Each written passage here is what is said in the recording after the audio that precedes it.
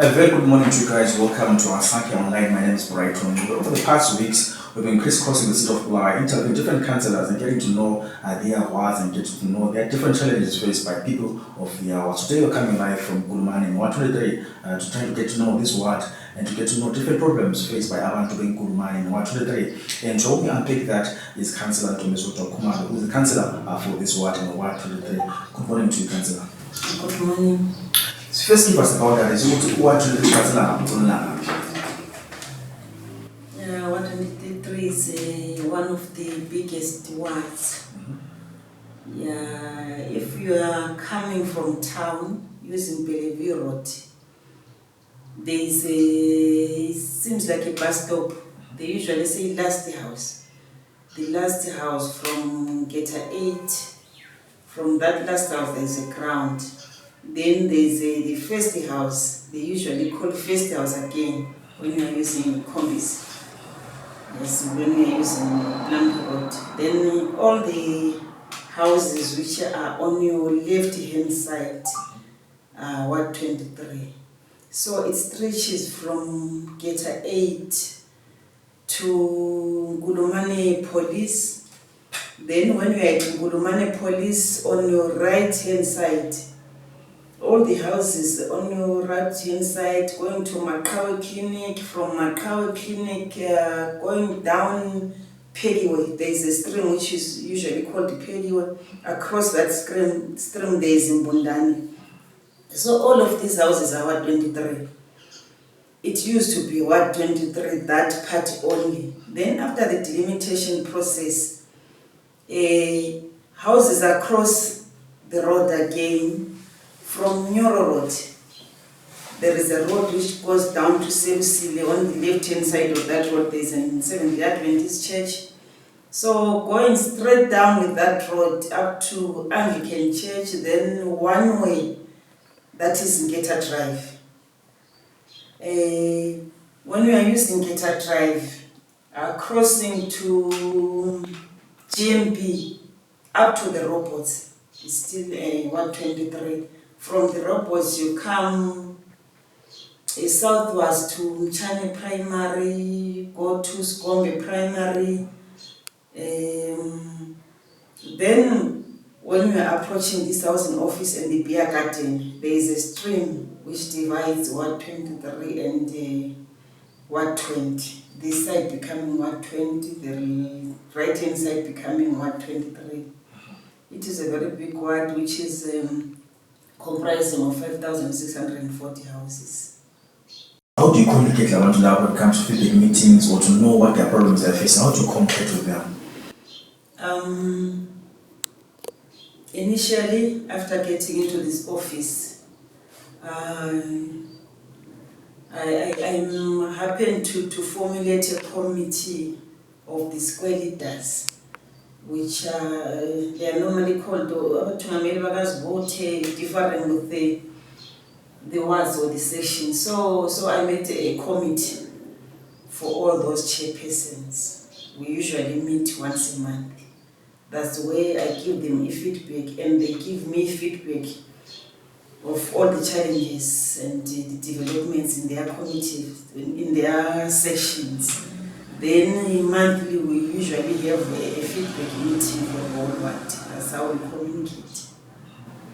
Ugulawa is called the city of kings and queens. Ugulawa, you have different suburbs of different names named after queens and kings, right? Today we're here in Gulumane. How did the name Gulumane come about? Give us a historical background, a brief background of Gulumane. How did Gulumane come about? Yeah, well, as you are saying, Ugulawa is a city of kings. When we talk of kings in Bulawayo, we are talking of Omzilikazi, we are talking of Olobhengula, we are talking of their sons and their descendants, of which Gulumane is under that genealogy of King Mzilikazi. Also, if you look at the population in Gulumane, there's a population who compromises, who's the majority in terms of population size. Yeah, we do have old people, middle age and youth, but I can merely say majority of people are youth. Speaking of that, what much you talk about young people, are they household owners or was there money? And also speaking of that, how is the payment of our rentals? Are they paying their rentals on time? I know rentals are not paid on time. We have a very serious challenge in terms of arrears in rental payments. The owners of the houses are not young people, they are old people who are no longer working. Some are still working, but they are merely getting peanuts. So, as you know, the economic situation of our country, especially Bulawayo, the deindustrialization affected a lot of people. So, we have a lot of challenges. I think my ward is one of the wards which has got areas where the city council. When I came here for the interview, there are so many people in your office. People have different problems, challenges that they're facing in different communities, right? What are some of the key issues that people come to you with? Say, Councillor, the person in what are some of the key issues people are saying to you? Yeah, we have got key issues like water challenges. Yeah, we have this 120-hour water shedding. Hence, during the scheduled days, some people do not get water, and according to the language of engineers, it's due to the gravity. So a mere resident cannot understand anything about the gravity. They merely want to water on the scheduled day. So that is the main challenge we are facing. Also, challenges of sewer. We have sewer chokes all across the world, and they are hardly attended, especially for these past 2 weeks. And the problem is that as long as we are water shedding, we are not going to run away from the problem of the sewer chokes. You speak of 120-hour water shedding in Bulawayo, that affecting Kulmani as well. What are some of the mechanisms that guys are using here in this ward to come up with solutions to this water crisis? Are there any boreholes? Are they enough for the people of Kulmani? We do have boreholes, but they are not enough for the whole community. As I told you that we have got 5,640 houses. As Africans, you can find that in one household there are 10 people, there are 5 people, there are 6 people, there are 4 people. Then you multiply that by 5,640. So the catchment area is facing challenges. We think we've got around 6 boreholes. Then we've got water kiosk. We've got these tanks, Jojo tanks, where the city council powders usually come with and fill with the water. I think we've got only 3 within the ward. So we've got a serious challenge here. Hence, the city council is not responsible or mandated to drill boreholes. We are relying on well-wishers, donors. So we are trying to look for some well-wishers who can assist us to drill more boreholes within our community. We also have some boreholes which were dug, I think it's during the colonial era, when this place happened to be having plots. So some of those boreholes are still there, but they are not working. We are trying to talk with the city council, maybe if that water can be tested, and they found if it's it doesn't have any harm for domestic use, which maybe we can then try to attract some partners or even our children who are diasporas to assist to resuscitate those boreholes. So the crisis that affects only young girls, because sometimes you see them queuing long queues in the wee hours of the day, of the night as well. Some getting back, so they do chores every day. Speak to us as a councillor, how does this water crisis affect you as a mom, and also as you see as young girls, how does this affect young girls in the community? Yeah, this is a serious challenge to women. It's a gender issue. Most of the time, women and girls maybe at dawn around 5, around 6, they are already at the boards trying to catch water to avoid long queues. Then even during the day, say it's in the morning, these young girls are supposed to prepare their schoolwork, they are supposed to do their assignments, so they are really affected. Again, at this third age, with these 2Ks of hours, most of the time some prefer to go during late hours and up to say 9, 8, even at times at 10, they will be still at the balls. So young girls become more vulnerable to different forms of abuse. Again, you sit in the Committee for Future Water Works. Speak to us more about that in terms of you are in charge of this department or this committee that focus on future water or Bulawayo. What are the plans that are there as a council? Say in the future, want to have this and that for Bulawayo to solve this water crisis. We're hoping that maybe in the future we're going to receive rains. Then we supposed to resort to water conservation strategies because we lose a lot of water during the rain seasons. Then afterwards we face serious challenges. Then again we are planning to duplicate the pipelines from Insisa. Also we want to take advantage of Ntombizodwa water aquifer to assist us in Bulawayo. Though most problems we are facing is financial challenges. How do we get that water from Ntombizodwa, bring it all the way to Bulawayo? Issues of pipe, issues of human resources. Yeah, but that is on the pipeline. You also sit in the health committee for the state of Bulawayo, right? Speak to us more about your clinics here. Is there a clinic closer to the communities? How many clinics do you have here in Ward 23? Ward 23, we've got one clinic, which is Makawa Clinic. And it's a catchment area for Ward 23 and Ward 20. Hence, I think the capacity is now more than what was expected when the clinic was introduced here in Ngulumane. We now have Imbundani, which is formerly known to be under Imgoza, but for health services, primary health services, they are coming to Ngulumane. We also have Mtunzini just across the road. There is no clinic there, they are coming to Ngulumane. So this clinic now is no longer a catchment area for 2 wards. It's a catchment area for about 3 to 4 wards. Hence, it's short-staffed. We have a shortage of health personnel. I think we've got 4 or 5 nurses per day at Ngulumane Clinic. So, as I've already alluded to the capacity, there's a serious burnout. Hence, the residents level, they do not understand why do they take long hours in the clinics. Yes. Now let's focus on the 2Ks. I want to say the 2Ks of killing for long hours, right? There's an issue of drug and alcohol abuse in Bulawayo, whereby you see young people are abusing drugs. Some of them find them being totally killing. Do you guys have a problem like that in Ngulumane and Ward 23, whereby young people are focusing more on drugs and alcohol abuse? Yes, we do have the challenge. It's a very serious challenge.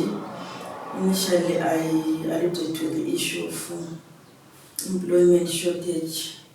And again, due to economical challenges, we are having problems of school dropouts. So that is causing a lot of drug and alcohol abuse as our 2Ks are vulnerable to stress and depression. That's how they justify it. And to some extent, even if you can try to think about it, it can be true. Because some have gone to universities, they've got their degrees, but they can't find jobs. Some were intending to go to finish their secondary education, they have failed due to lack of school fees. Some have even failed to finish their primary schools. So there is a lot of drug and alcohol abuse in this community. Hence, we are trying, we've got a ward development committee. We are trying to come up with some interventions to address drug and alcohol abuse. If we can have skills training programs, if we can, some interventions of informal education for those who dropped at school.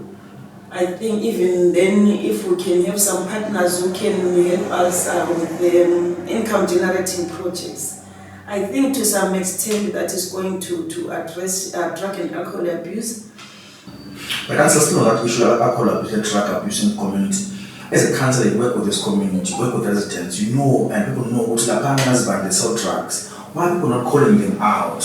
What the partners was they selling banjo or they selling this? Why are people not calling them out? Or maybe being the whistleblowers of those issues? Yeah, that is what we have always advocated for as a community. But the residents are saying even if we become whistleblowers, on the following day that person will be out without any, like as if that person had no allegation or had not committed an offense. So the residents are saying they are not very comfortable to do that because they are told by the police, so and so told us that you are doing this, and they are not facing the law. So I don't know how far we are going to go with that problem. We had, I think it's the previous week we had invited Cllr here to our consultative meetings, and the residents ate their views concerning that. We want to eliminate drug and alcohol abuse, and we are bringing to you the perpetrators. The perpetrators are our neighbors, but on the following day that perpetrator will be knowing that I'm the one who had blown a whistle to police, which is causing our relationships. So they said, no, if that's the case, you can even write and put your suggestion in the suggestion box at the police station. So we are going to continue whistleblowing in order to eliminate those who are selling drugs within the communities. Again, we do have those drinks, they call those drinks so much, or they've got different names, which are having some content of alcohol. These drinks are sold by the school gates. We are also trying to address that, so it may be all those illegal vendors who are selling whatever they're selling by the school gates, and the community or the school authority must look into those issues in order to try to eliminate drug and alcohol abuse. Speaking of schools, right? How many schools are here in this ward? Primary schools, high schools, and are they enough for the 5,000 households that you mentioned earlier? Are they enough for those households? No, they are not enough. We've got 4 primary schools. We've got Mchani Primary Schools, Gombe, Queen Elizabeth, and Mgombani. We do not have a secondary school within the ward. These are council schools? Yes, they're council schools. So where do they go for the high schools? What happened in Ngulumane? Within Ngulumane we have 3 wards. This is 23. We've got Ward 20 and Ward 22. So for secondary education, some come to Ward 20, Manwali Secondary School. Others go to Ward 24, Ngulumane Secondary School. Others go to Ward 24, Geta High School. There's been this issue, Councillor, of tower lights. It's been raised by many councillors about this one. I say this has come to put prepaid meters on our tower lights. And I saw over the past week there were councillors saying no, they're going to pay $10,000 to pay to ZESA for this prepaid meters. Why are you doing about this issue of ZESA putting prepaid meters in your tower lights? What are people saying about this issue in your ward? Issue of tower lights is headquartered within the ward. They do not understand why ZESA has taken that harsh stance against the city council. Hence, these parastatals have been working hand in hand from the past up to this present moment. According to the city council, I think by today, tower lights are supposed to be working, pending the conversations and the agreements they had with the ZESA.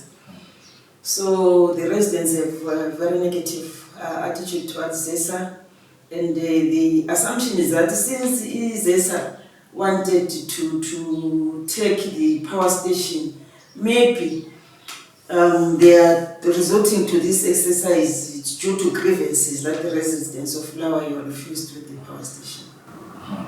Yeah, when you spoke about the sewer system, you say sewer systems are always all over this area. Just tell us more about that. How bad is the sewer system in this area? And also touch on the roads. How good or bad are the roads in this ward? Yeah, the roads they are bad. The main roads are better. These ones which are used by the combis from town, we use Cllr road. It's a little bit better. Then the other part of the ward is using Bellevue road, which is better again. But within the ward, it's very tough.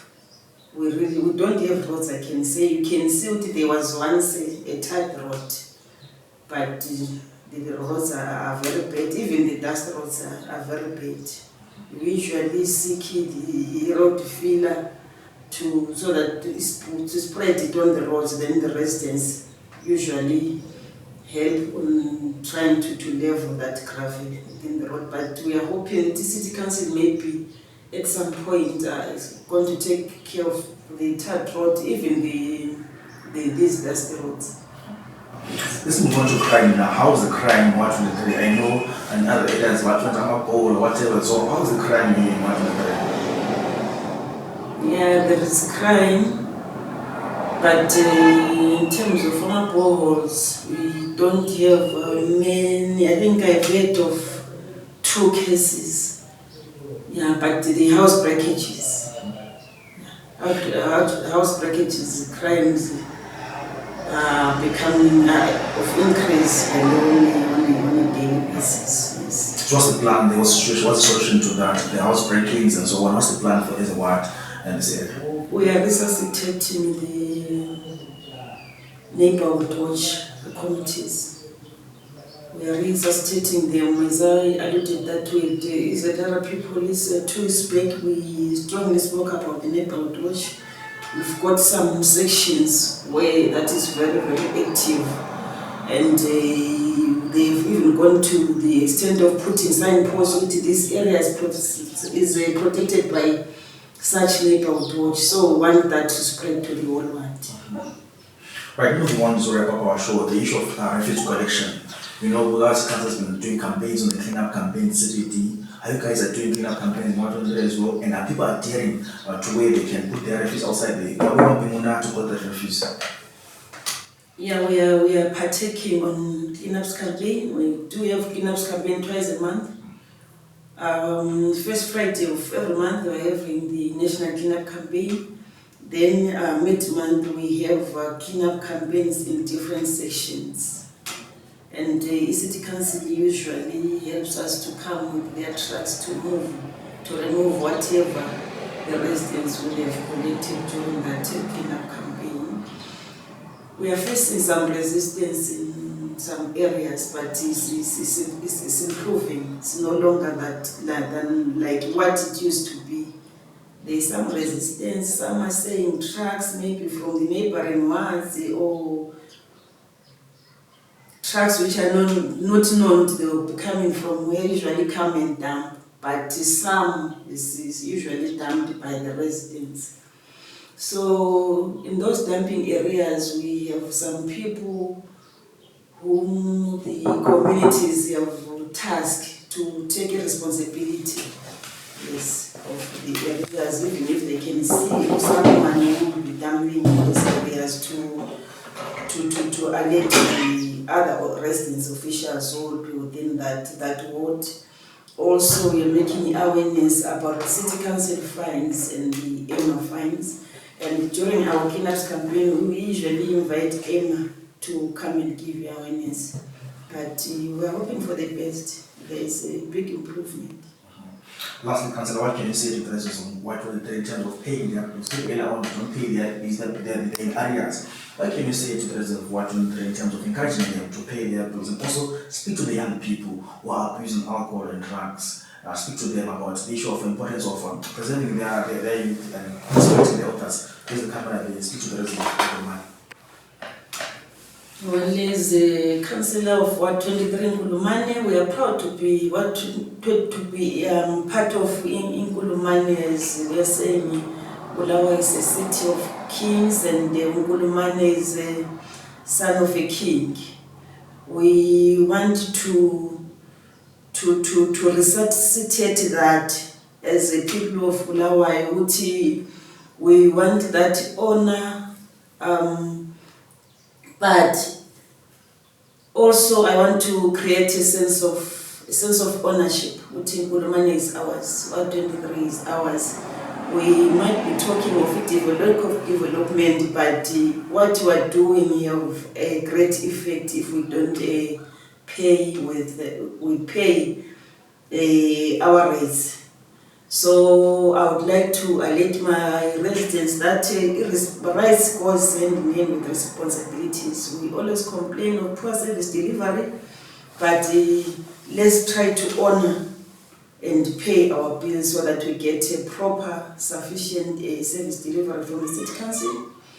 Then to our DAs, our 2Ks, I would like to say let's desist from drug and alcohol abuse. It is not the solution for stress and depression. Hence, it increases our vulnerability. It exposes them to dangers of very serious chronic diseases. So let's work together, our youth, to come up with possible interventions that is going to break the cycle of poverty in Nkulumane.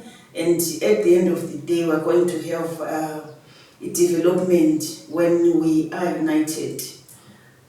Yes, our future lies on our youth. The future of the nation lies on our youth. We love them as much as possible. We're going to try by all means together, to work together with them to find better solutions which can help them to live a sustainable life, comfortable life. For your time this morning. Well, maybe you've been watching Asaka Online, coming live from Nkulumane. That's what we did this morning. We are interviewing Councillor Ntombizodwa Khumalo. They're speaking to us about different challenges faced by people from Ward 23, to touch on the issue of the road, the sewer, the issue of the water crisis affecting young girls and also women who are doing house chores and unpaid care work in this ward. Hope you guys enjoy the show and coming next to your ward to profile your ward and get to know your councillor. Hope you guys follow us on YouTube, our platforms, Facebook, as well as Twitter. We're here to give you all the stories at the site. From myself, Brighton Ncube, it's bye for now.